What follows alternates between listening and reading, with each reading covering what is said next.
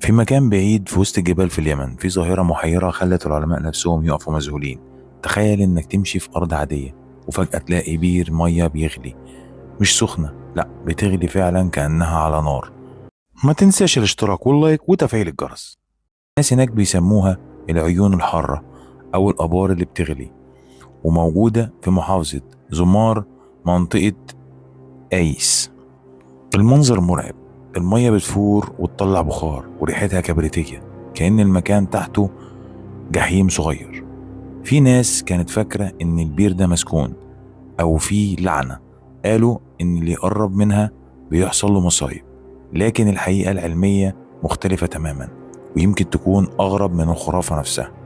العلماء اكتشفوا إن تحت المنطقة دي في نشاط بركاني قديم، ولسه في بقايا حرارة وصهارة تحت الأرض. الحرارة دي بتسخن المية الجوفية، ولما المية تطلع فوق تكون درجة حرارتها بتقرب من 90 درجة مئوية، يعني فعلا لو لمستها ممكن تتحرق في ثواني. لكن الغريب مش هنا، الغريب إن المية دي مش كلها خطر. بعض السكان المحليين بيستخدموها للعلاج، بيقولوا إن المية الكبريتية دي بتعالج أمراض الجلد والروماتيزم، وفي ناس بتيجي مخصوص عشان تستحمى فيها، بس طبعا لازم بحذر لأن الحرارة قاتلة لو زادت شوية. في مرة واحد من الأهالي قال إنه شاف المية بتفور بالليل والنور طالع منها كأنها نار، بس لما العلماء فحصوها لقوا إن السبب هو انعكاس الغازات اللي بتخرج من جوف الأرض.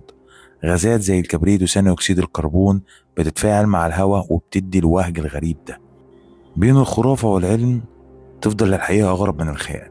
في اليمن فعلا الأرض بتغلي.